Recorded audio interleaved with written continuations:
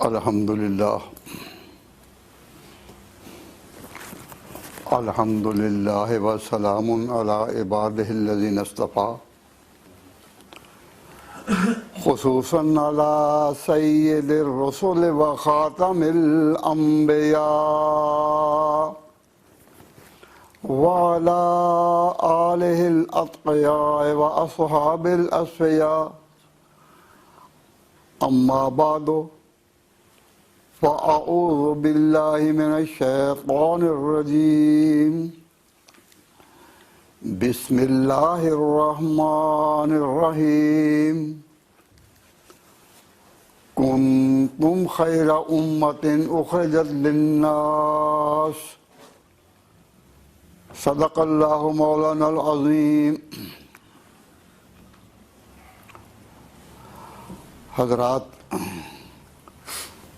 علماء کرام واجب الاحترام، بزرگان قوم، سامعین عزیز، دوستوں اور بھائیوں، ذرا عمر رفتہ کو آواز دینا، ذرا عمر رفتہ کو آواز دینا۔ آپ حضرات سے درخواست کر رہا ہوں کہ 72 سال پیچھے لوٹیں، جب لاہور میں جہاں آج مینار پاکستان ہے، بنگال کے بہت بڑے سیاسی رہنما جن کی تجویز پر ہندوستان تقسیم ہوا، قرارداد پیش کر رہے تھے، صرف واقعات کی روشنی میں نہیں، واقعات کی روشنی میں نہیں، تصورات کی روشنی میں 72 سال ذرا پیچھے ہٹیں، پیچھے جائیں اور ذرا غور کریں کہ اس وقت ملک کی حالت کیا تھی،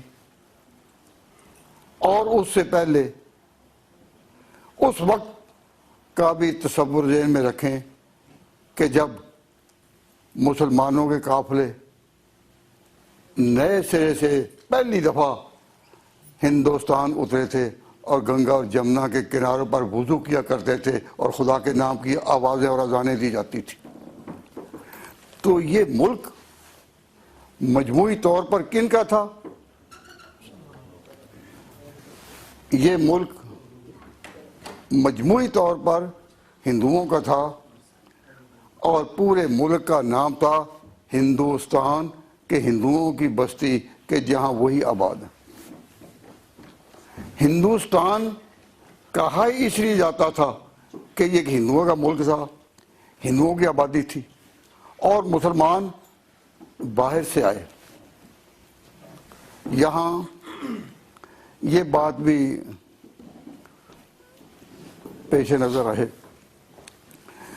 کہ مسلمان ہندوستان کی پیدائش نہیں ہے، ہندوستان کی پیداوار نہیں ہے، یہ باہر سے آئے، کوئی عرب سے آئے، افغانستان سے آئے، کوئی جنوبی ساحلوں سے آئے، لیکن اب مسلمان ہندوستان کی پیدائش نہیں ہے، یہ باہر سے آئے۔ یہ علیحدہ بات ہے کہ جب وہ آئے تو چند آئے، اور جب رہے تو وہ بڑھتے ہی گئے۔ جب آئے تو لشکروں کے ساتھ نہیں، چند آئے۔ جب محمد بن قاسم سندھ کی وادیوں میں گھوم رہا تھا تو اس وقت وہ لوگ کسی حملے کی نیت سے نہیں آئے تھے، تاہم آپ ذرا گئے دور کو آواز دیں اور سوچیں کہ اس وقت کیا حالات ہوں گے۔ اتنا تو آپ حضرات کو پوری طرح معلوم ہے نا کہ ملک ہندوؤں کا تھا، اور مسلمان آئے، صوفیہ کرام آئے۔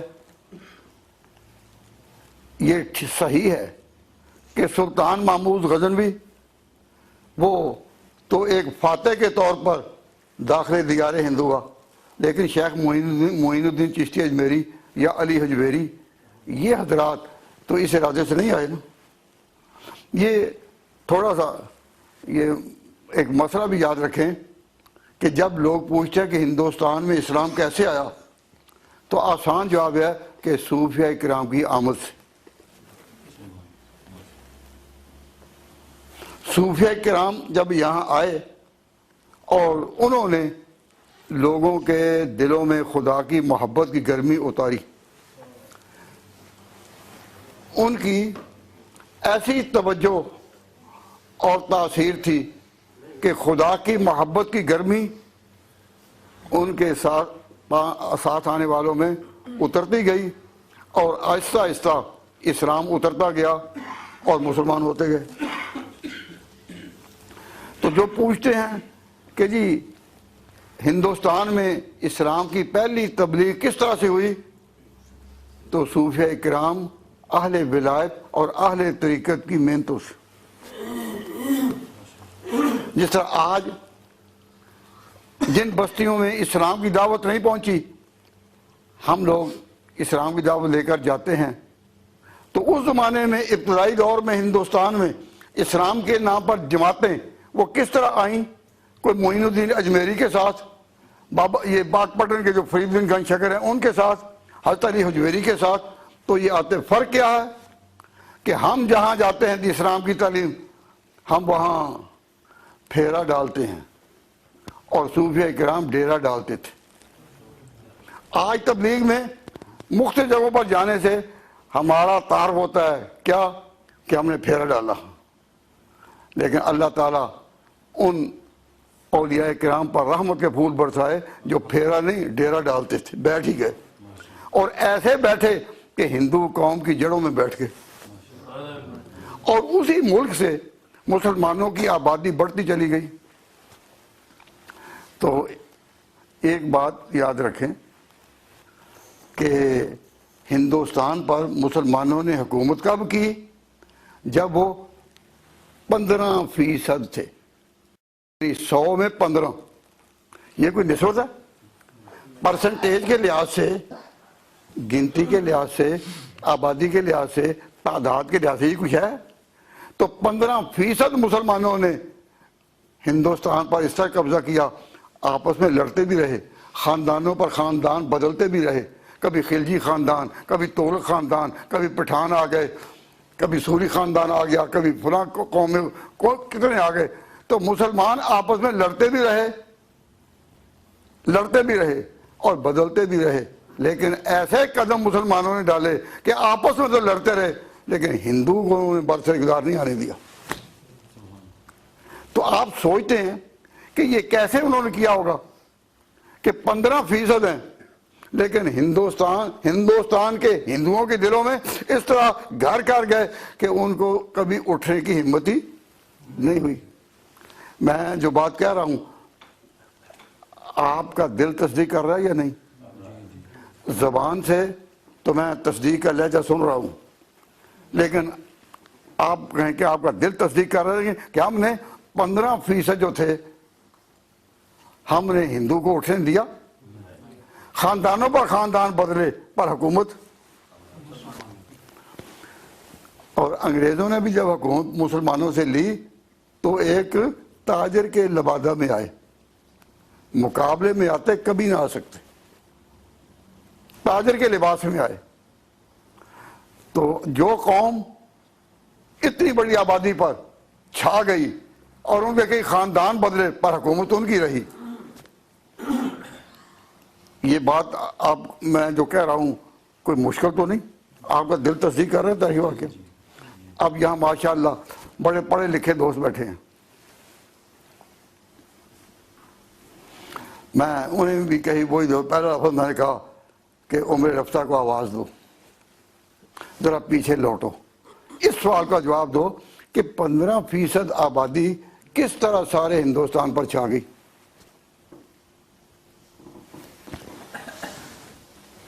یہ کوشچن کلیئر ہے یا نہیں؟ Is there any ambiguity in this expression? کوئی بات صاف ہے یا نہیں؟ تو ویسے جوش میں کہو کہ ہم ہی رہے تو اور بات ہے، لیکن ذرا سوچو اور گزرے ہوئے دور کی طرف توجہ کرو کہ 15%، 16% یہ آبادی پورے ملک میں کیسے کہ مسلمانوں کے سے تو قبضہ کبھی کسی دوسرے مسلمان ٹرائب نے، قبیلے نے لے لیا، کبھی کو آ گئے، لیکن ہندو دوبارہ وہاں حکمران نہیں ہو سکا۔ تو اس کی وجہ کیا تھی؟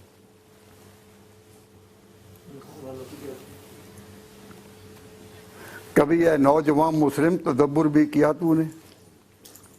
اور ذرا اپنے ماضی کو طرف لوٹو، پوچھو، حالات کے آئینہ میں نگاہ کرو کہ مسلمانوں نے کس طرح حکومت چلائی۔ میں یہاں بڑے دکھے دل سے کہتا ہوں کہ آج نوجوانوں کو اپنی تاریخ کا علم نہیں کہ ہم کون تھے، کہاں تھے، ہم کون تھے اور کہاں تھے اور کس طرح ہم رہے اور صدیوں رہے۔ ہندوستان ہمارا ہی ملک تھا، کوئی پتہ نہیں۔ اور ظاہر ہے کہ ایک تقریر میں تو یہ ساری بات نہیں ہو سکتی،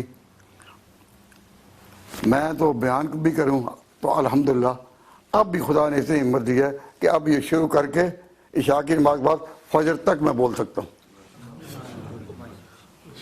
اور میں نہیں بولتا، وہ میرا ایمان اور یقین بولتا ہے۔ میں صرف درخواست کر رہا ہوں بڑے ادب کے پیرائے میں، آپ نے ملک چھوڑا ہے، اپنے ماضی کو نہ چھوڑیں۔ تو جو لوگ اپنے ملکوں کو چھوڑ کر اس ملک میں آتے ہیں اور مسلمان کہلاتے ہیں، وہ اپنے ماضی کو بھی چھوڑ جائیں۔ تو میں کہا کرتا ہوں، اور ملک چھوڑنے والوں، اپنے ماضی کو کیوں چھوڑتے ہو؟ اپنی تاریخ کو کیوں چھوڑتے ہو؟ اپنی نسلوں کو کیوں چھوڑتے ہو؟ اپنی ملت کو کیوں چھوڑتے ہو؟ امت ہونے کو کیوں چھوڑتے ہو؟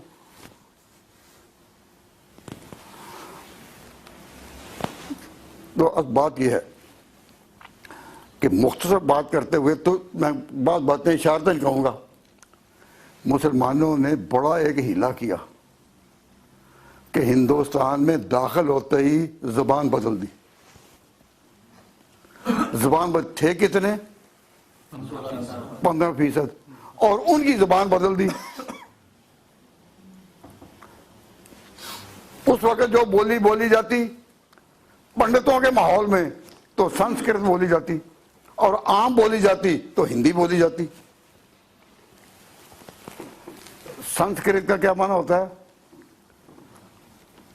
سنسوں کی زبان۔ سنس کہتے ہیں ولیوں کو، جیسے سینٹس، اللہ کی آواز دینے والے، اللہ کے نام کا تعارف کرانے والے ہیں اپوسلز اینڈ سینٹس۔ اپوسلز کہتے ہیں پیغمبروں کو اور سینٹ کہتے ہیں ولیوں کو۔ تو سینٹ کو سنس اور کرت کا معنی بولی، سنسکرت سنسوں کی بولی، درویشوں کی بولی، فقیروں کی بولی، پنڈتوں کی بولی، اور عام بولی ہندی۔ تو مسلمانوں نے یہ ہمت کی اور اپنے یقین کے ساتھ کہ ہم آئے ہیں تو ہم نے اپنا آپ باقی رکھنا ہے، اپنا کلچر باقی رکھنا ہے، اپنی اصل باقی رکھنی ہے، اپنی روایات باقی رکھنی ہے، اپنی تاریخ باقی رکھنی ہے۔ آتے ہی انہوں نے زبان بدل دی اور سارے ہندوستان کی زبان جو ہے وہ فارسی ہو گئی۔ ہم نے اکبر بادشاہ، جس کو کہا جاتا ہے کہ وہ بے دین تھا، اس کے باوجود زبان اس کی بھی فارسی، اور تو اس کے بابری کو پڑھیں تو فارسی، جہانگیر کی زبان فارسی، شاہ جہان کی زبان فارسی، اورنگزیب کی زبان بدلی، انہوں نے وہاں کی پوری دنیا بدل دی۔ زبان بدلی، زمین بدل دی۔ تو مسلمان اتنی تھوڑی تعداد کے باوجود جو اتنا چھا گئے، وہ ایک ہی ہتھیار تھا کہ زبان بدلی انہوں نے۔ تو جو قوم اپنی زبان کے ساتھ اٹھے پھر وہ قوم چھا جاتی ہے، اور جو زبان قربان کر دے پھر وہ اپنے ایمان کو بھی قربان کر دیتی۔ میں ایک بات کی طرف توجہ دلاتا ہوں، شکایت کے طور پر نہیں، صرف ضمنی طور پر۔ میں نے جمعہ کے وقت کہا تھا کہ یہ جو پروگرام رکھا گیا ہے it has been fixed for the students only, for their cause.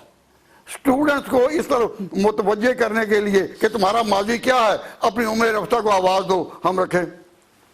تو آج اس مجمع میں بھی آپ دیکھتے ہیں کہ وہ نوجوان جن کے لیے یہ پروگرام رکھا گیا تھا اور جو جمعے کو وہ یہاں آیا کرتے ہیں، ان میں سے بہت کم ہے۔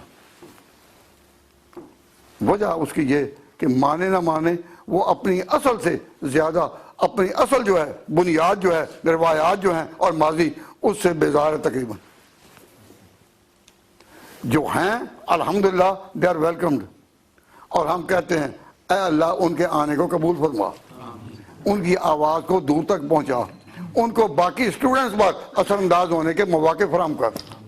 لیکن ہے، اگر میں کہوں کہ یہاں کم آئے ہیں تو میں غلط پہ آ رہا ہوں یا صحیح؟ میں کم آئے ہیں، گو آئے تو ہیں، لیکن کم آئے ہیں۔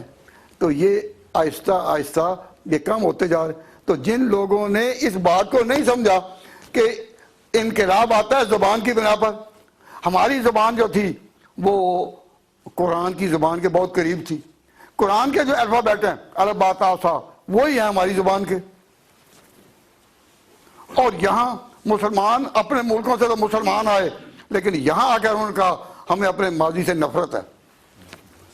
مجھے یاد آ رہا ہے ایک ہمارے دوست، ان کا نام یعقوب تھا، اور میں بھی ان کے پاس ملا کرتا تھا۔ تو میرے سامنے وہ کہتے ہیں، مجھے کوئی فون پر پوچھے کہ who are you, I am Jacob. Yaqub کہتے ہوئے مجھے شرم آتی ہے۔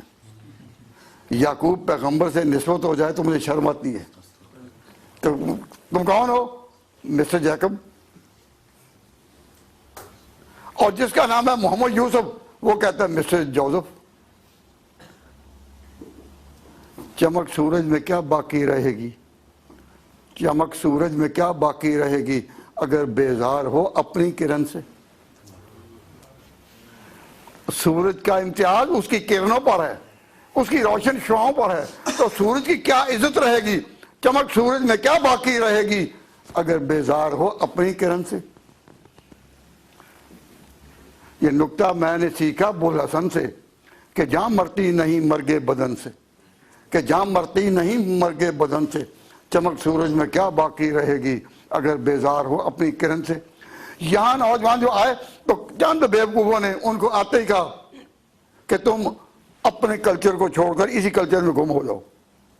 لیکن فاتحین ہند جو تھے، انہوں نے ہندوستان میں ہندوؤں کو تمام رعایتیں دیں، پر زبان کی چابی اپنے پاس ہی رکھی، اور زبان ایسی رکھی کہ آخر تک ہندوستان، اگر انگریز نہ آتے تو ہندو تو پھر بھی نہ اٹھتے۔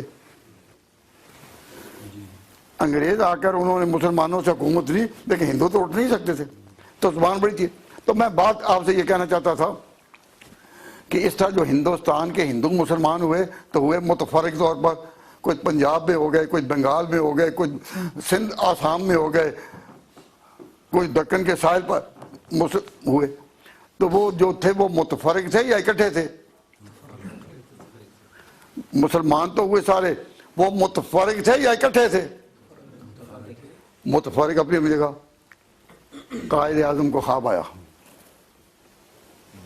کہ میں ان متفرقین کو جو ہے مسلمان ادھر ادھر، ان کو ایک قوم بنائیں، ایک قوم۔ انہوں نے کہا کہ اپنی بساط کے مطابق ہم اس ملک میں پھیل چکے، آ چکے، وہ ہماری تعداد ہندوؤں سے تھوڑی ہے، لیکن ہم ایک قوم تو نہیں بن سکے۔ اب ہم ایک قوم بنے تو ایک عنوان اختیار کیا، ہم ایک قوم ہیں۔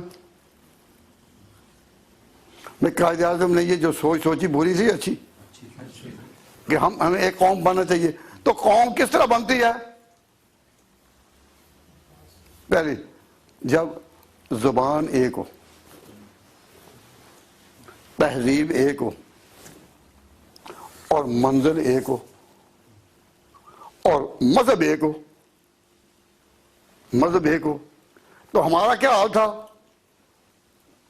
ہندوستان میں مسلمان متفرق تھے اور رہ رہے تھے مختلف جگہوں میں، لیکن ایک قوم نہیں بنے تھے۔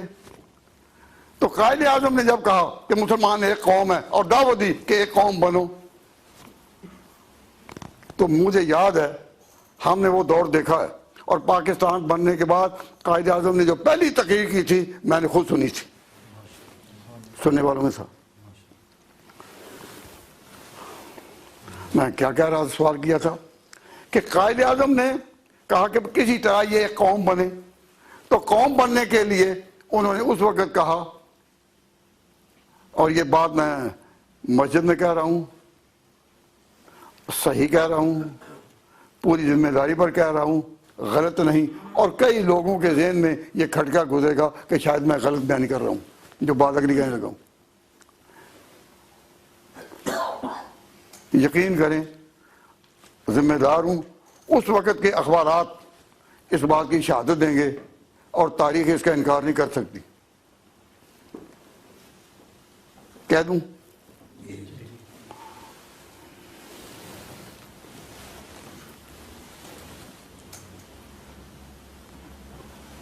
جو کہنا چاہوں تو میری زبان پہ پہرے ہیں، جو کہہ بھی دوں تو میرے سامعین بہرے ہیں۔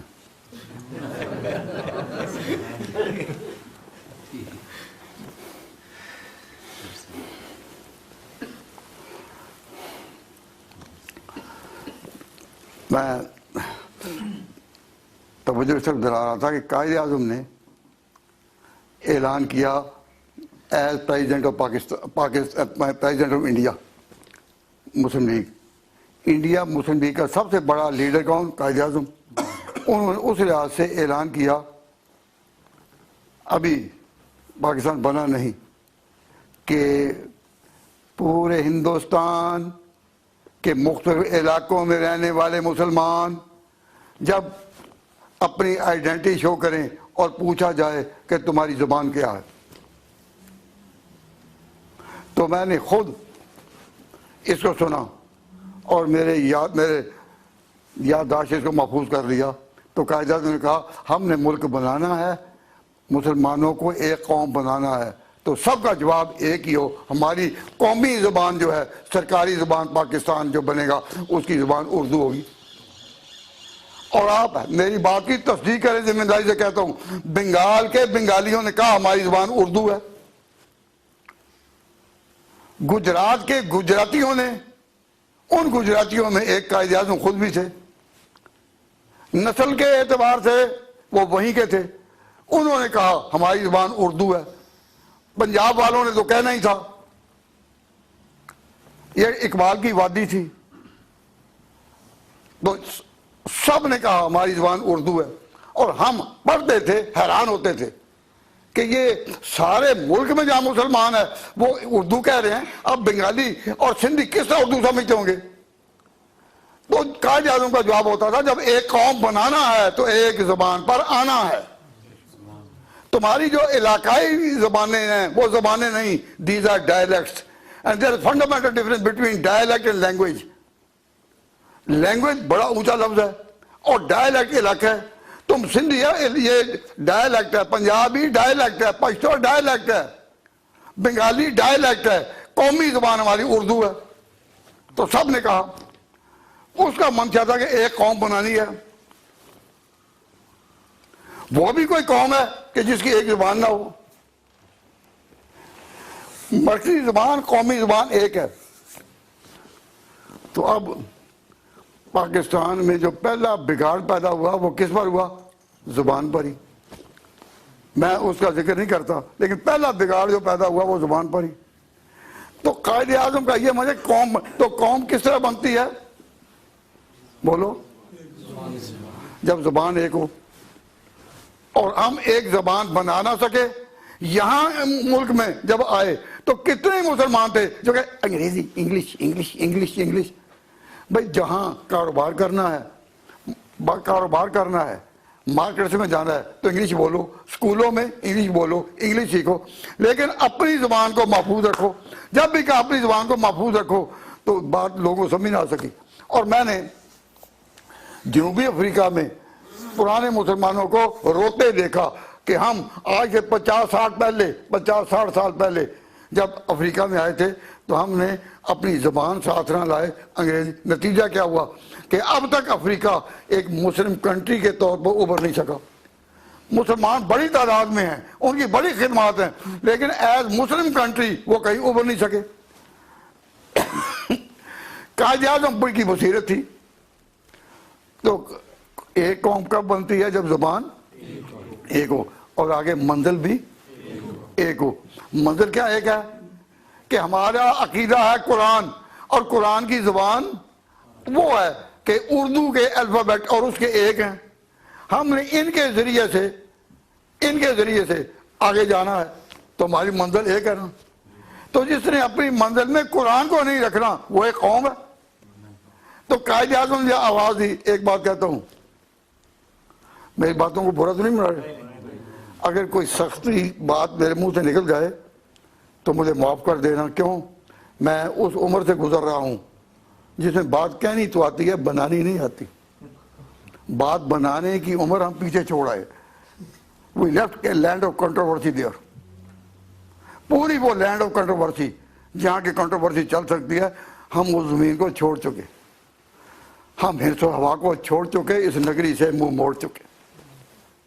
ہم اس دور سے گزر رہے ہیں کہ جو حقیقت، میں آپ حضرات کو یہ بتاتا ہوں کہ جس ملک میں دو شخص مسلمان کہلائیں، حضور کو آخری پیغمبر مانیں، اور ایک دوسرے کے ساتھ مل کر نماز بھی نہ پڑھ سکیں، وہ ایک قوم ہے؟ ہندوستان میں ایسی فضا بھی پیدا کر دی گئی تھی کہ تم مسلمان کہلاتے ہوئے، مسلمان آپ بھائی کہلاتے ہوئے ایک دوسرے کے پیچھے نماز نہ پڑھو۔ تو جو قوم ایک دوسرے کے پیچھے نماز بھی نہ پڑھ سکے تو آپ ہی فیصلہ کریں وہ ایک قوم ہے؟ بھئی یہ زیادتی جو جملہ تو کوئی برا نہیں منا رہے اس بات کو۔ اب بتائیے کہ کیا ہمارے ہی مولوی ہماری ہی مسجدوں میں داڑھی کے پورے سنت کے چہرے کے ساتھ باوضو ہو کر کیا نہیں کہہ رہے کہ لوگوں اپنے قومی احساسات کو بھول جاؤ؟ آج کیا طریقہ ہے؟ ہم نے اخبار میں اشتہار دیا تھا کہ 23 تاریخ کو اسلامک اکیڈمی آف مانچسٹر میں پاکستان کی یاد میں ایک جلسہ ہوگا، قرارداد پاکستان کی 23 کو۔ تو آج ہم حیران ہوئے کہ آج بھی وہ ہماری خبر تھی لیکن پہلے بھی لگی تھی، تو جب لگی لوگوں نے پڑھی تو آج ہی اسی اخبار جنگ میں ایک کہ جی برمنگھم میں 23 مارچ کو بڑا عظیم تحقیقی جلسہ ہو رہا ہے کہ نماز میں آمین اونچی کہنی چاہیے یا آہستہ۔ آپ نے پڑھا؟ اخبار ہے نا ادھر، ان کے پاس اخبار ہے آج کے جنگ میں، برمنگھم میں فلاں جگہ بڑی بحث کی جائے گی، پوری تقریر اس پر ہوگی کہ آمین اونچی کہنی ہے یہ آہستہ۔ تو مجھے یاد آ گیا ایک پرانا تاریخی واقعہ، جب مسلمانوں نے بیت المقدس فتح کیا تو اندر 2 پادری مناظرہ کر رہے تھے۔ کیا مناظرہ تھا؟ کہ مسیح نے آسمانوں پر جانے سے پہلے یا کراس سولی پر آنے سے پہلے روٹی کون دکھائی تھی، فطیری یا خمیری؟ وہ کہہ رہے تھے روایات کہ خمیری، اور وہ کہہ رہے ہیں پتیری۔ مسلمانوں نے گھیرا ڈال دیا، جب مسلمان اندر داخل ہوئے ان کی پتیری بھی گئی، ان کی فطیری گئی۔ تو جب قوم کا مزاج کہ ہم ایک قومی دن منا رہے ہیں، مسلمانوں کو ان کی تاریخ کا احساس دلا رہے ہیں، اور کہ آمین اونچی کہنی چاہیے آہستہ۔ مسئلہ ہم سے بھی لوگ،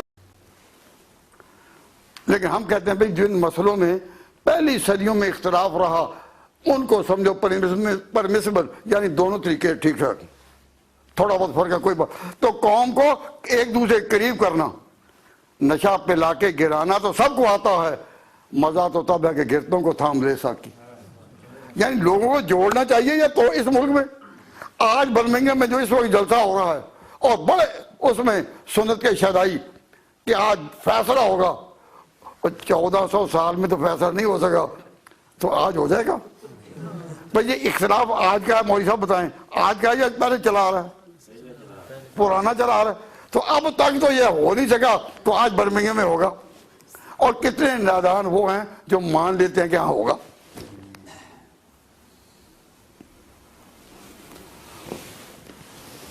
کئی لوگ ہمیں کہتے ہیں کہ آپ ان کو سمجھائیں تو صحیح. میں نے کہا جو اونچا سنتے ہیں وہ ان کو سمجھانا بڑا مشکل ہے.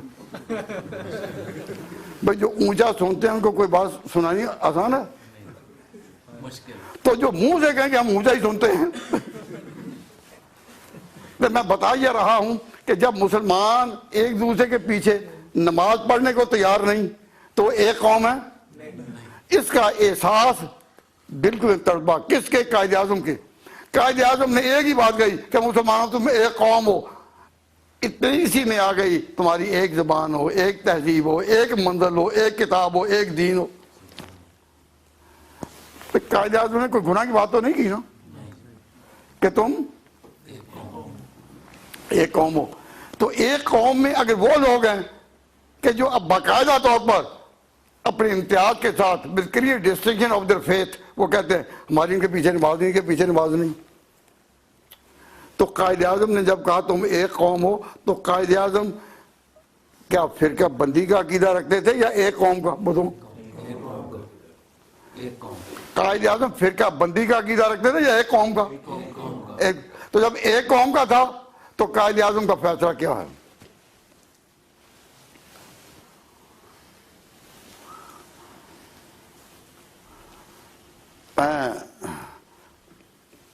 بتائی دوں یا رہنے دوں؟ نو وارد میں خواہ نہ ہوں عدم معلوم نہیں ہے جام میں کیا, اس سوچ میں کھویا بیٹھا ہوں پرہیز کروں یا پی جاؤں.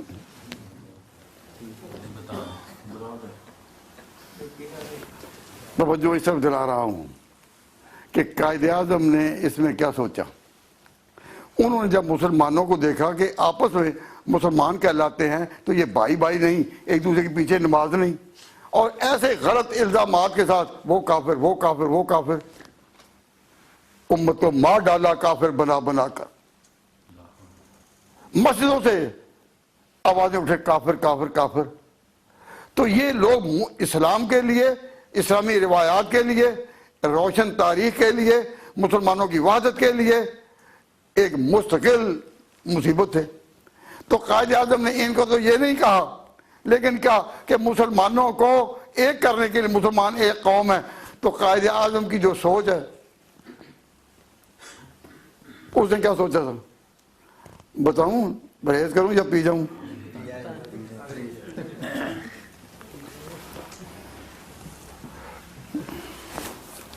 بھائی دیکھیے حضور نے فرمایا المجالس بالامانات, مجلس سے امانتیں ہوتی ہیں. میری بات سمجھ آ جائے دل میں اترے مان لو, نہ سمجھ آئے تو چھوڑ دو, لیکن مجھے برا نہیں کہنا, شکایت نہیں کرنی. یہ تو ٹھیک ہے نا؟ میں اپنی بات لازم تو نہیں کر رہا ہوں. قائد اعظم کی سوچ یہی تھی کہ مسلمان ہونے کا دعویٰ کرنے والے جتنے بھی ہیں ان میں سب سے مائلڈ پوزیشن, نرم پوزیشن میں کون ہے؟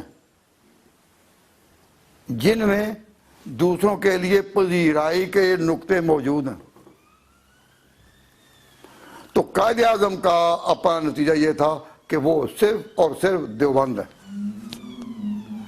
دیوبند کی تعلیم ایسی ہے کہ جس کو کہا جا سکتا ہے کہ نقطہ معتدل, کہ جس نقطہ جو معتدل ہے اس میں دوسروں کو پذیرائی, ان کو بھی ساتھ لے سکنا, ان کو بھی ساتھ لے سکنا, ان کو بھی ساتھ لے, صرف ایک ہی نقطہ عروج ہے ہندوستان میں کہ جس میں دوسروں کے لیے دامن وسیع ہے. یعنی ایسی انتہا پسندی نہیں کہ ملنا ہی مشکل ہو جائے. اب دو دوسرے کہے گا کہ بھئی ہم یہ کہیں کہ بھئی ان کا نظریہ غلط ہے لیکن ہے ہمارے بھائی مسلمان ہی ہیں, تو ان کے ساتھ تو ممکن ہے کسی کو پوری صلح بھی ہو جائے. لیکن جب یہ کہہ دیا گیا ان سے سلام حرام, ان سے کلام حرام, ہر بات ہی حرام, تو یہ ایسا عقیدہ بھی حرام ہو. بھائی بات سمجھے؟ تو معتدل نقطہ کہاں ہوتا ہے؟ جہاں دوسروں کے لیے پذیرائی کی گنجائش ہو۔ تو جب یہ تھا کہ ہم نے پاکستان بنانا ہے، ہم نے پاکستان بنانا ہے اور پاکستان میں ایک قوم ہے اور مسلمان ایک قوم ہے، جب یہ تھا تو یہ فرقہ بندی کے ساتھ یہ نعرہ چل سکتا تھا؟ نہیں۔ تو قائد اعظم نے پھر کیا کیا؟ کہاں پہنچے؟ دیوبند۔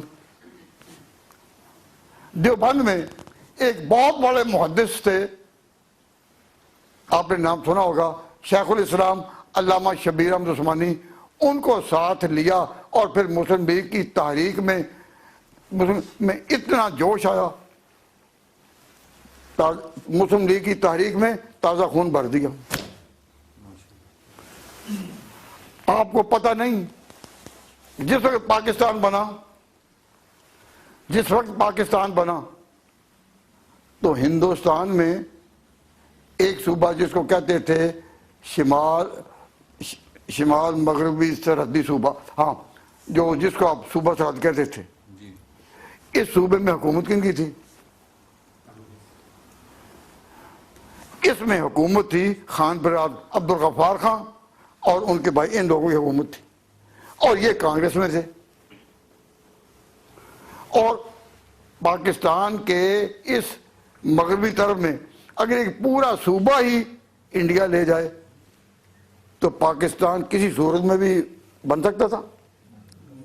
نہیں۔ تو اس وقت یہ فیصلہ ہوا کہ جب تک افغانستان کے عوام اب نیا فیصلہ نہ دیں کہ وہ کانگریس کے ساتھ رہیں گے یا پاکستان کے ساتھ، اس وقت تک تاریخ پاکستان کو روک دو۔ تو شیخ الاسلام مولانا شبیر احمد عثمانی، انہوں نے کہا کہ میں چلتا ہوں۔ ان کے ہزاروں شاگرد دیوبند کے پڑھے ہوئے وہاں تھے، انہوں نے ریفرینڈم جیتا اور پاکستان والوں کو، مسلم لیگ کو مبارکباد دی کہ ہم نے ریفرینڈم جیت لیا۔ قائد اعظم نے مبارکباد دی اور اپنے طور پر یہی سمجھا کہ دیوبند میں اتنا اعتدال ہے، نقطہ اعتدال، پذیرائی ہے کہ دوسروں کے ساتھ یہ افراد و تفرید کی پالیسی سے، انتہا پسندی کی پالیسی سے بچ کر ایک آواز دے سکتے ہیں، اور اگر ایک قوم جمع ہو سکتی ہے تو علماء دیوبند پر ہو سکتی ہے۔ لیکن کا احساس تھا؟ قائد اعظم کا۔ تو ریفرینڈم جیتا یہاں کا مولانا شبیر احمد عثمانی نے، اور بنگال میں سرٹ کا علاقہ جو تھا وہ بھی اسی طرح زیر باز تھا، اور سرٹ کا بھی جو تھا ریفرینڈم وہ جیتا محدث الاثر مولانا ظفر احمد عثمانی نے۔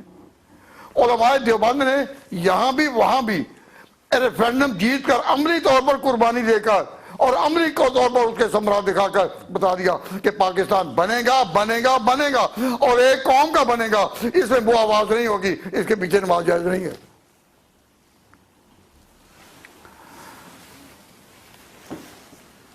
تھوڑی سی بات کر کے آگے بات تھوڑی چلتے، آپ سے پوچھو قائد اعظم جب فوت ہوئے تو ان کا جنازہ کس نے پڑھایا؟ بولے قاری صاحب؟ علامہ شبیر احمد عثمانی۔ انہوں نے جب کراچی میں ان کا جنازہ امامت کی تو ان کے پیچھے سارا پاکستان تھا، سارے عقیدے تھے، دیوبندی تھے، بریلوی تھے، اہل حدیث سارے تھے یا نہیں؟ کسی نے بھی زبان سے کہا کہ جی نہیں فلاں فرقے کی اکثریت ہے، یہ جس ملک میں جاہلوں کی اکثریت ہو وہاں کی قیادت دیوبندی کو کیوں دی جائے؟ کسی نے بھی، سب نے، قائد اعظم کی نماز جنازہ تھی، سب نے نیت باندھ لی۔ تو میں کہا کرتا ہوں جب تم نے اس وقت نیت باندھ دی تھی، اب ان ملکوں میں آ کر کیوں نیت توڑ رہے ہو؟ ان ملکوں میں آ کر تو تمہیں اور استقامت دکھانی چاہیے تھی۔ بھئی آپ میری بات سمجھے نا؟ تو خود ایمانداری سے بتائیں، آپ تو تھے، آپ بتائیں کہ اس وقت کسی نے بھی اختلاف کیا کہ قائد اعظم پورے ملک کا سیاسی پیشوا، اس کی نماز جنازہ جو ہے وہ فلاں پڑھے، ان کی اکثریت ہے، ان کی نہیں؟ تو کس نے نماز پڑھائی؟ مولانا شبیر عثمانی نے، کسی نے کچھ نہیں کہا۔ اور پھر جب پاکستان بنا تھا، پاکستان جب بن گیا تو جھنڈا لہرانا تھا پاکستان کا، تو قائد اعظم نے مولانا شبیر احمد عثمانی کو کہا کہ آپ جھنڈا لہرائیں.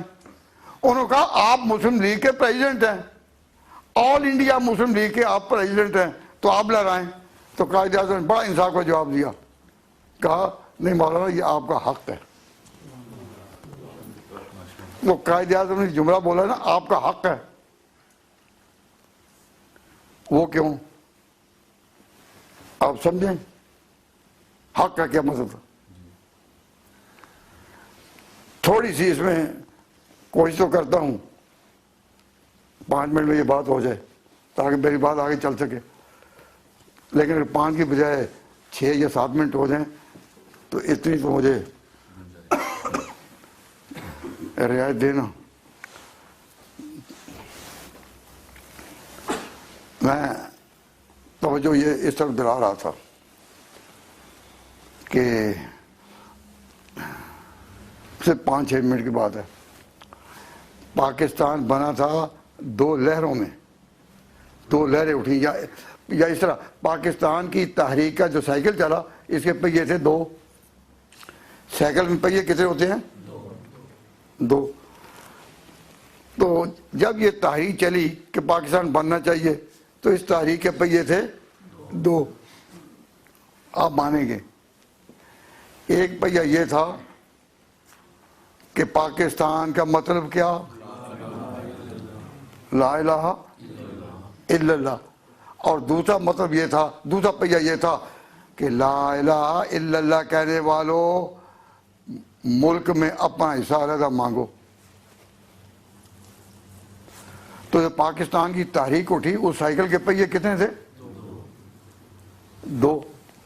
ایک پہیہ یہ کہ اس پاکستان کا مطلب کیا, لا الہ الا, اور دوسرا پہیہ یہ کہ اس ملک میں جس میں 2 بڑی قومیں ہیں ہندو اور مسلمان, تم اپنے علیحدگی مانگو.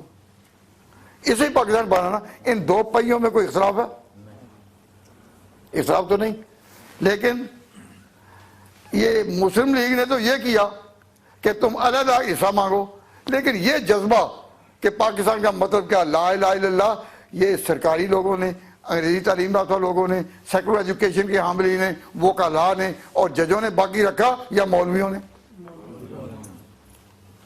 بھئی یہ جذبہ کہ پاکستان کا مطلب کیا, لا الہ الا اللہ, یہ عقیدہ, یہ جذبہ, یہ کنہوں نے قائم رکھا؟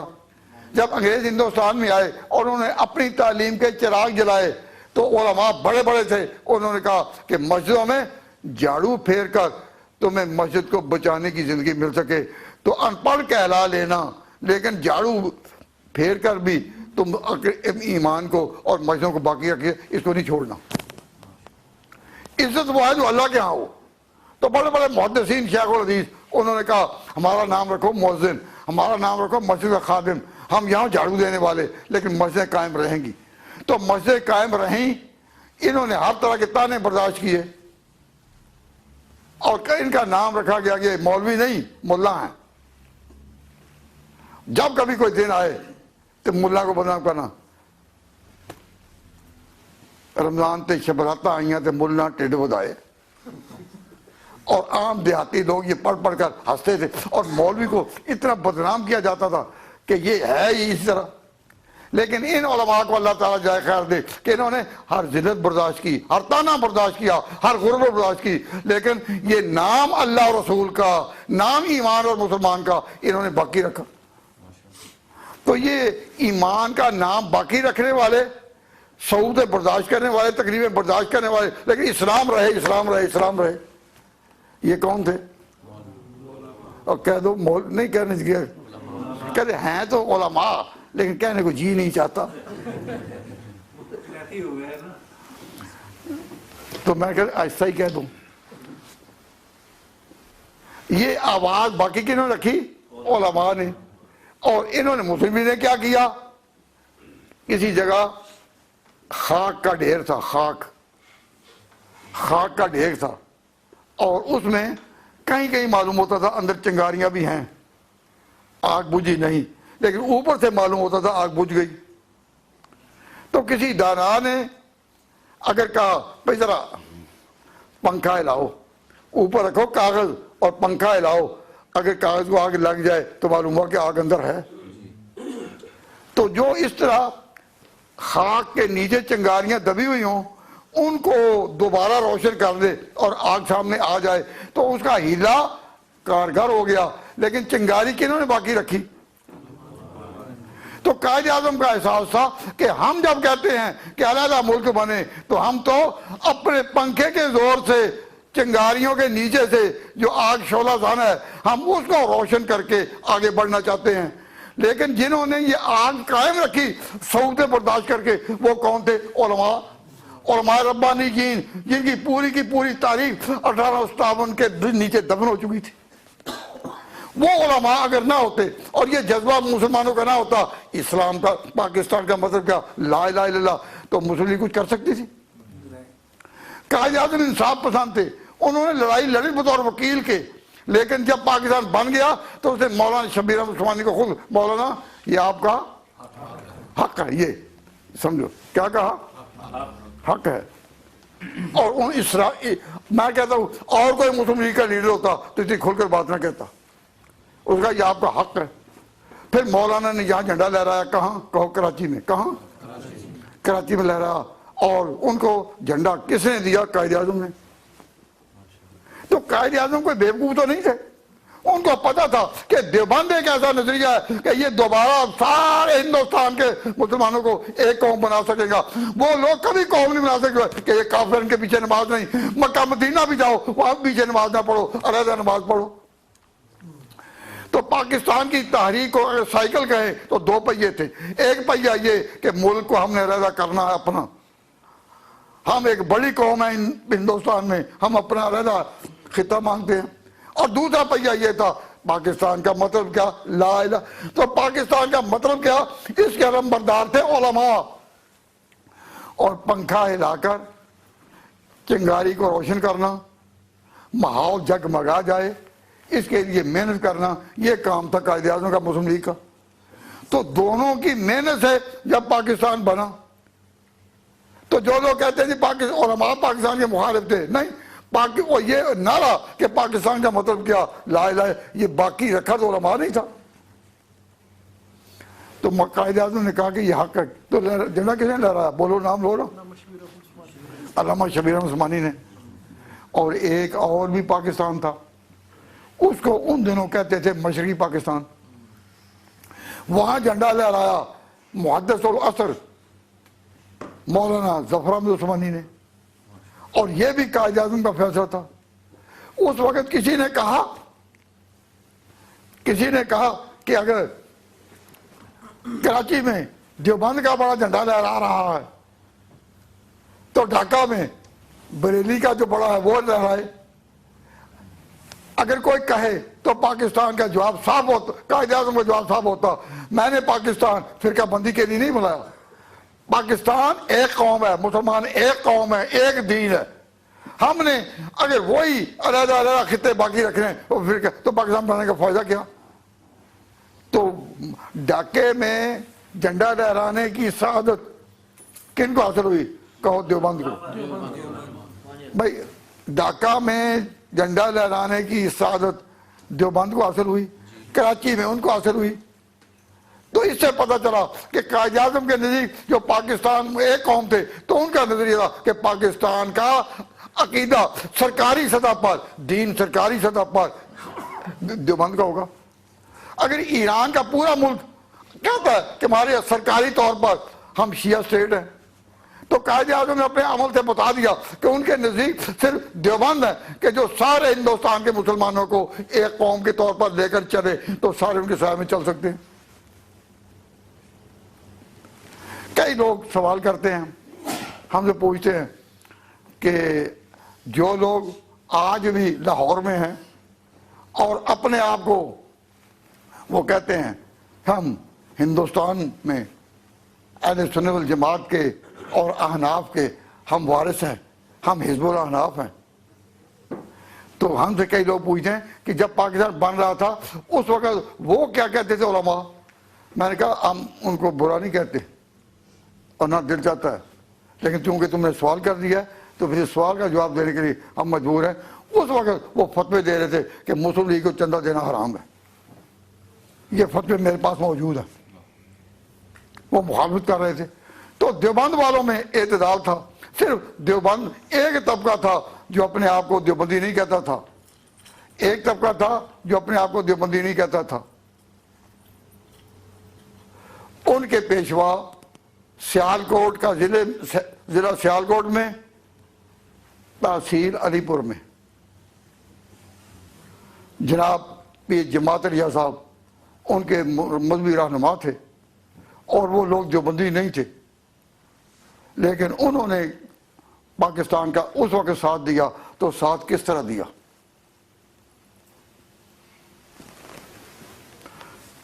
ہم یہ نہیں کہتے کہ سارے پاکستان بنانے والے دیوبندی تھے، لیکن دیوبندیوں کا ساتھ دیا. تو میں نے کس کا نام دیا؟ پیر جماعت رضا صاحب. اللہ تعالیٰ ان کی خدمت کو قبول فرمائے. انہوں نے ڈٹ کر کہا ہم ساتھ ہیں. کس کے؟ بتا دوں.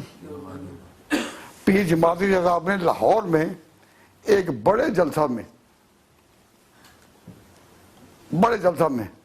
پیر صاحب نے ہاتھ اٹھا کر اعلان کیا.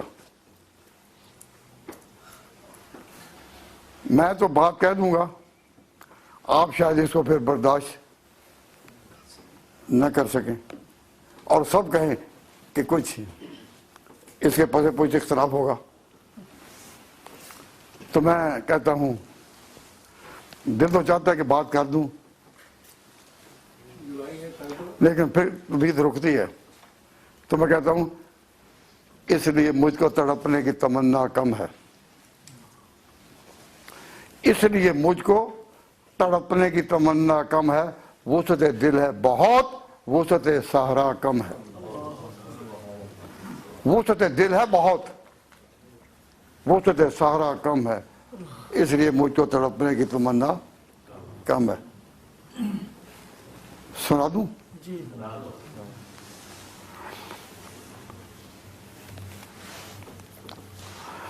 مسلم لیگ کا ایک بہت بڑا جلسہ رکھا گیا لاہور میں پاکستان بننے سے پہلے، اور دینی طور پر تمام پنجاب کو اس میں حاضر ہونے، شامل ہونے کی دعوت دی گئی. بڑے بڑے اشتہار نکلے.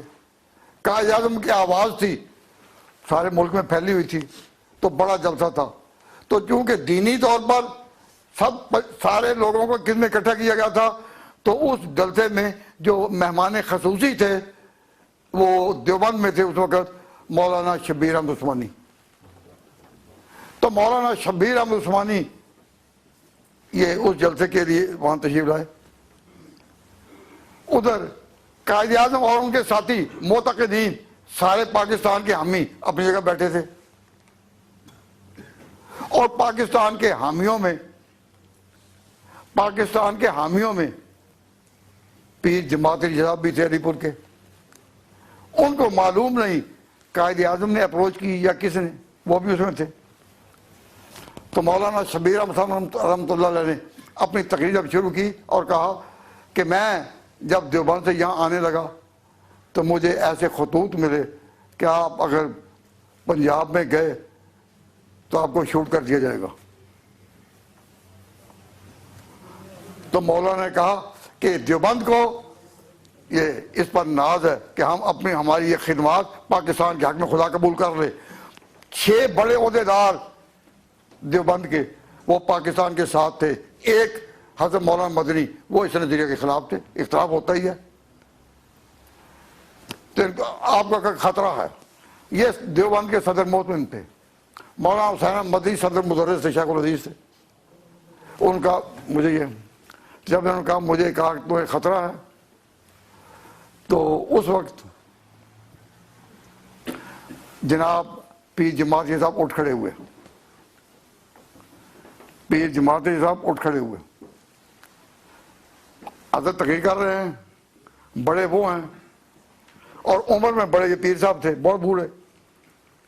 انہوں نے جب دیکھا تو مولانا کہا کہ مولانا یہ جو کہا گیا ہے نا کہ آپ اگر پنجاب میں آئے تو آپ کو شوٹ کر دیا جائے گا. یہ پاکستان کی حمایت کی وجہ سے نہیں کہا گیا. مولانا چپ ہو گئے کیونکہ انہوں نے کہا تھا مجھے دیوبند سے آنے کے لیے یہ کہا گیا ہے کہ اگر آپ آئے پنجاب میں تو زندہ واپس نہیں جا سکیں گے. تو مولانا پیر جماعتی صاحب نے کہا حضرت اس لیے آپ کو یہ نہیں کہا گیا. مولانا نے فرمایا تو پھر کس لیے انہوں نے کہا ہے؟ تو فرمایا کہ یہاں پنجاب میں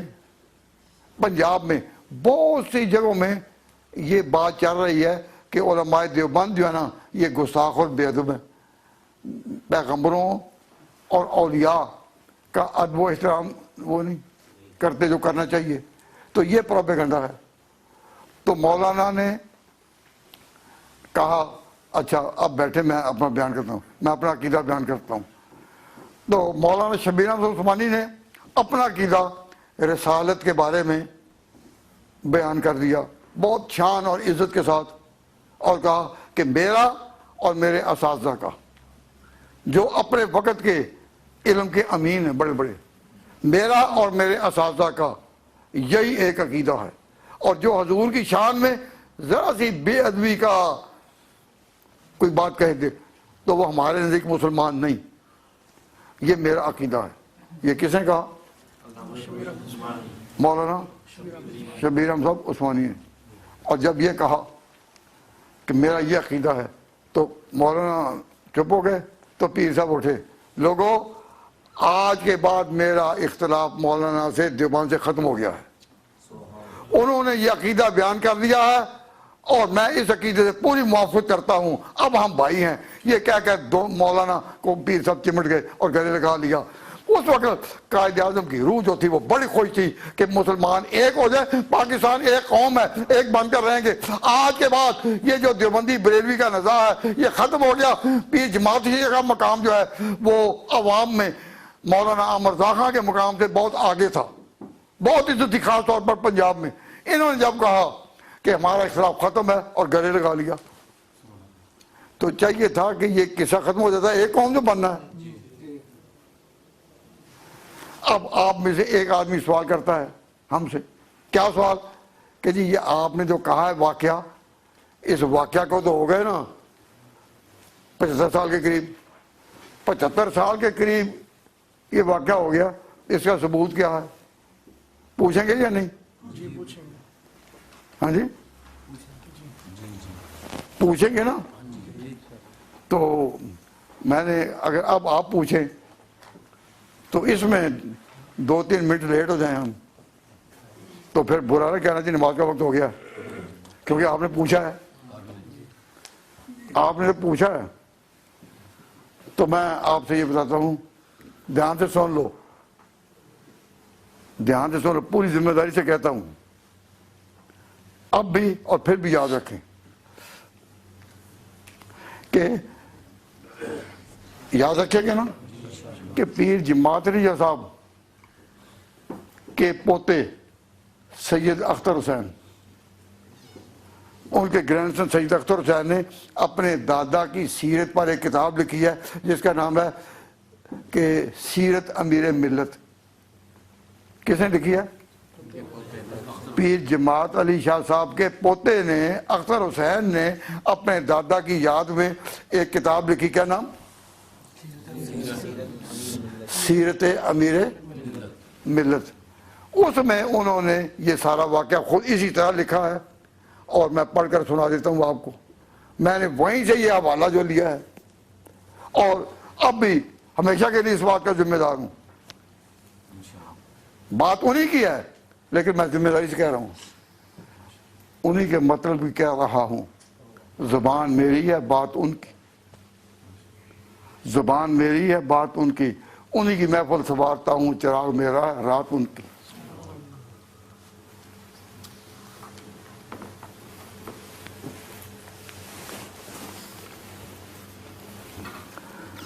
یہ سیرت امیر ملت میں یہ جو بات میں آپ سے عرض کر رہا ہوں کہ مولانا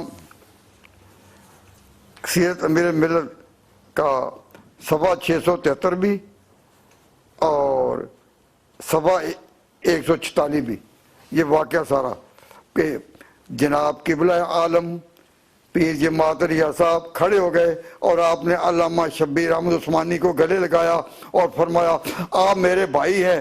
جلسے میں حضرت نے قبلہ عالم نے کھڑے ہو کر فرمایا علامہ شبیر احمد صاحب میرے بھائی ہیں، خبردار ان سے کوئی گستاخی نہ ہو۔ میرے سامنے انہوں نے اپنے عقیدے کی وضاحت کر دی ہے۔ تو بھئی جھگڑا ختم ہو گیا یا نہیں؟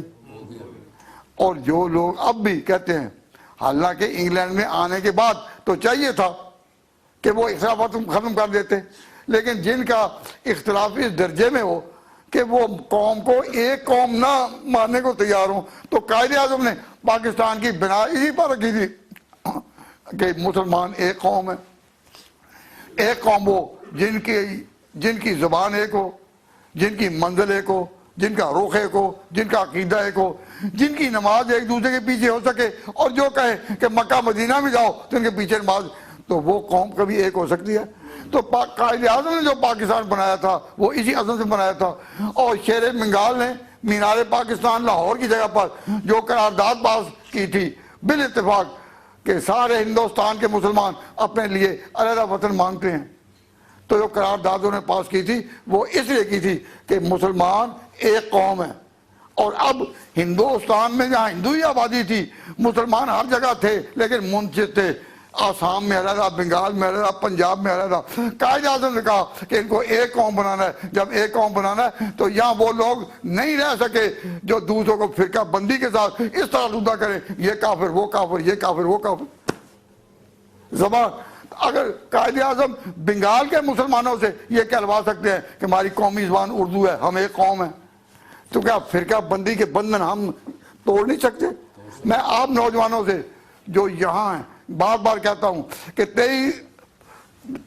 23 مارچ کی یہ قرارداد جس کو کہتے ہیں قرارداد پاکستان، جو اس وقت پاس ہوئی تھی، آپ اس کے نتیجے میں مسلمانوں کو ایک قوم بنانا چاہتے ہیں یا نہیں، اور ایک قوم دیکھنا چاہتے ہیں یا نہیں؟ تو اس کا تقاضا ہے اپنی اولادوں کو ایک تو ایک زبان پر لائیں، اگر مارکیٹ اور سکولوں میں نہیں تو گھر میں ایک زبان پر لائیں۔ ان کو اردو زبان ضروری سکھائیں، کیوں؟ اس لیے کہ اردو کے الفابیٹ وہی ہیں جو قرآن کے ہیں، تو ان کی منزل ایک ہو۔ اور منزل ایک کیا کہ بطور مسلمان قوم کے ہماری منزل ایک ہے، ہم سارے ایک دین پر، ایک مسلک پر۔ او مسلک قائد اعظم نے پاکستان کے لیے مذہبی طور پر جس کو سرکاری مذہب عقیدہ قرار دیا، اپنے عمل سے وہ دیوبند کا تھا، وہ دیوبند کا تھا۔ نتیجہ کیا ہوا کہ ان کی وفات کے بعد لائن اسی طرح چلی۔ جب پہلا بورڈ بنا تعلیمات اسلامی کا بورڈ کہ پاکستان میں اسلامی قانون نافذ کیا جائے، تو اسلامی دفعات کو مرتب کس نے کیا؟ وہ جو پہلے دیوبند کے مفتی اعظم تھے۔ دیوبند کے مفتی اعظم مفتی محمد شفیع صاحب رحمۃ اللہ علیہ وہ تھے۔ میں نے اس وقت انہوں نے جو اس کے لیے تجویزات پیش کی تھی میں نے خود اپنے آنکھوں پڑھی، تو انہوں نے حکومت نے مفتی محمد شفیع صاحب کو، سید سلیمان ندوی کو، پھر جو 30 علماء کا ایک سارے فرقوں کے نمائندہ علماء کا اجلاس ہوا، وہ اجلاس بلانے والے علماء دیوبند تھے، اور علماء دیوبند نے خاص طور پر سب کو ایک کرنے کے لیے ایک ہی آواز اٹھائی، اور الحمدللہ وہ آواز سنی جاتی رہی۔ تو پاکستان جب بنا تو انہوں نے، مسلم لیگ نے اور قائد اعظم نے عملی طور پر کیا، ثابت کر دیا کہ جو مسلمان ہندوستان کے پورے مسلمانوں کو ایک عقیدے پر لا سکیں وہ مسلک دیوبند کے لوگ ہیں۔ کیوں؟ ان میں وہ لچک ہے اور اس میں وہ نرمی ہے، وہ پذیرائی ہے کہ وہ دائیں پر بھی سرپرستی کا ہاتھ رکھ سکتے ہیں، بائیں والوں پر بھی سرپرستی کا ہاتھ رکھ سکتے ہیں، اور جو اس قدر انتہا پسند ہو کہ دوسرے کو برداشت ہی نہ کر سکیں، یہ کافر وہ کافر، وہ کبھی قومی سطح پر ایک کر سکیں قوم کو؟ تو اے طالب علموں اور اے نوجوانوں، تم اس قوم کے جوان ہو، تم سے بڑی بڑی امیدیں ہیں۔ یہ قائد اعظم نے جو پاکستان بنایا اور مسلمانوں کو ایک قوم کرنے کا عنوان اختیار کیا، عملی طور پر انہوں نے کہا کہ مسلمانوں کی وحدت اگر کسی عظیم نام سے چل سکتی ہے تو وہی ہے جو علماء دیوبند کا مسلک ہے۔ علماء دیوبند جو ہیں وہ نقطہ اعتدال ہے، نہ تو اس درجے میں ہے کہ ہر مسئلے میں انتشار پیدا کریں کہ ہم نماز کے مسئلے میں بھی کبھی اکٹھے نہیں، نہ وہ اس درجہ ہے کہ کافر کافر کہیں۔ تو آج کہ اس اجلاس میں میں اگر قائد اعظم کے اس احساس کو کہ میں ایک قوم ہونا چاہیے خراج عقیدت پیش کرتا ہوں، اور نوجوانوں سے درخواست کرتا ہوں کہ جس کا دل چاہے میرا یہ حوالہ نوٹ کر لے کہ پیر جماعتی صاحب نے لاہور کے کھلے اجلاس میں کہا ہمارا اختلاف ختم ہو گیا۔ اب جو ختم ہو گیا تو ان کے مرید ہی یہاں مانچسٹر میں اگر کہیں کہ نہیں ہم علیحدہ ہیں، ہم علیحدہ ہیں، تو یہ بات تو ہماری سمجھ نہیں آتی، لیکن ہم ان کو بھی برا نہیں کہتے۔ میں نے ان کے لیے کوئی سخت لفظ کہا؟ ہم ان کے لیے دعا کرتے ہیں اے اللہ ان کو ہوش عطا فرما، ان کو ہوش عطا فرما، وہ اپنی آخرت کا فیصلہ ہوش سے کریں، جوش سے نہ کریں، ہوش سے کریں، جوش سے نہ کریں۔ اور جو مسجدیں بنی تھی اس لیے کہ ان میں اللہ کا نام بلند ہو، یا اللہ ان کو بھی اللہ کا نام بلند کرنے کی توفیق عطا فرما، اللہ کا نام بلند کرنے کی توفیق عطا فرما۔ ہم اختلاف کو روا نہیں رکھتے۔ اب جو باتیں میں نے کہی ہیں، اگر تو میرے دوستوں نے، عزیزوں نے، طالب علموں نے کبھی مجھ سے پوچھا کہ وہ بات کس طرح ہے، تو مجھے خوشی ہوگی کہ انہوں نے دلچسپی لی ہے، میری تقریر میں دلچسپی لی ہے۔ اور اسلامیہ اکیڈمی نے یہ جو دن منایا 23 مارچ کا، یہ ایک پازیٹیو قدم ہے انشاءاللہ۔ اور اگر آپ نے کوئی بات کبھی پوچھی نا، کوئی بات کبھی پوچھی نا، تو میں سمجھوں گا کہ خیر سمجھوں گا پر کہوں گا نہیں کہ یہ ریفریشمنٹ کے لیے آ گئے تھے نا۔ ریفریشمنٹ کا انتظام تو ہے، لیکن الحمدللہ میں مضمون آپ کے چہروں سے پڑھ رہا ہوں۔ مضمون بیان کرنے والا سوچتا تو خود ہے، لیکن وہ سامعین کی نگاہوں سے مضمون کا انتخاب کرتا ہے کہ ان نگاہوں میں یہ بات کہاں تک اتر رہی ہے۔